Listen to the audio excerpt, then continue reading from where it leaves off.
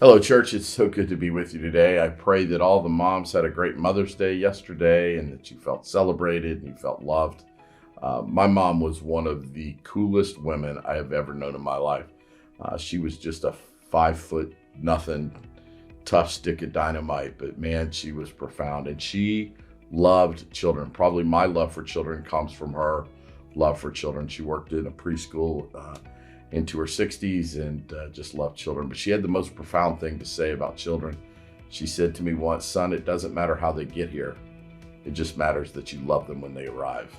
And I've always kept that in the back of my heart as it relates to all children, orphans particularly, foster children. So I hope that little nugget is a gift to you today. But now back to the book of James. We pick it up in chapter 1, beginning in verse 13. This is going to hit a nerve for all of us. James says, when tempted, because it happens to all of us, no one should say, "God is tempting me," for God cannot be tempted by evil, nor does he tempt anyone. But each person is tempted when they are dragged away by their own evil desires and enticed. Then after desire has conceived, it gives birth to sin, and sin, when it is fully grown, gives birth to death. So when I read this passage, I always think of Flip Wilson. Some of you young folks aren't old enough to know who Flip Wilson is. But he used to have this line. He said, "The devil made me do it." I just feel like this is the world we live in. And I for sure believe in a real and actual Satan that roams the earth to and fro and looks to devour us and to wreck our lives. But can I be honest with you? Not getting the parking place at Publix you want is not the work of Satan. Right? So we have a tendency in modern Christendom to blame Satan for everything. And then thus we end up minimizing the tremendous work Satan does to destroy us. So everything that is Satan just ends up kind of whitewashing, if you will, the actual work of Satan. So here's the progression here. The sin progression is that there is first enticement. Right? There's an enticement that happened, and then desire is created inside our hearts. And then there's a captivation. And what happens in captivation, it means that this is the only thing you think about. You can't get it out of your head.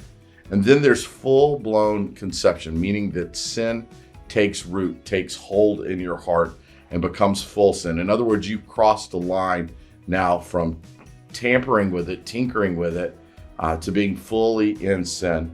And then that sin inside of us grows, and then ultimately it leads to death. This is what James is trying to say here. I love the phrase he uses. He says, "But each person is tempted when they are dragged away." That should be the vision we have, that we are dragged away. But we're not dragged away, it says, by somebody else. We're dragged away by our own evil desires, unhealthy thoughts that crop up in us. You hear me joke all the time. I don't have many vices in this world. The chip aisle is a huge vice for me, and we joke about that at church. But that's just my weakness. The devil knows that I love all chips, flavored chips, ridged chips, Frito chips, all chips.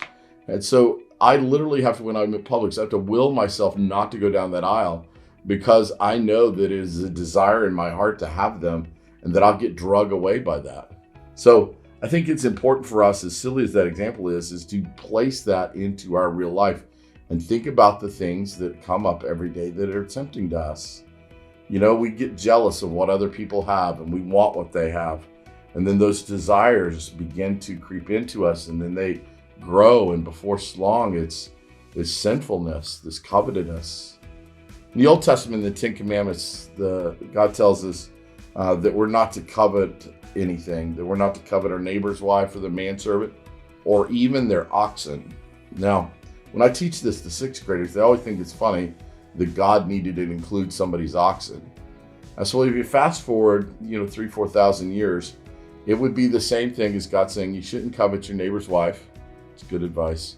Or the manservant or their Porsche. You shouldn't covet their Porsche. So that's the ancient equivalent to a modern equivalent of a Porsche. But this is how it all starts, right? We just begin to get these desires inside our heart that are not holy, and we follow them down a track.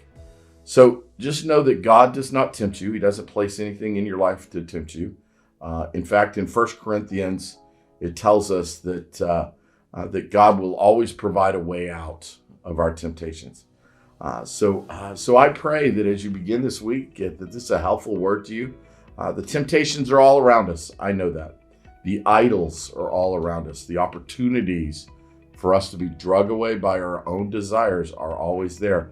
But this is what it looks like to stand firm and to not give ground to those desires which lead to sin, right? This is why the Bible tells us, take captive every thought. And so I hope this has been a blessing to you, church. I love our time together in the morning. I look forward to being back with you again next week. Have an awesome week.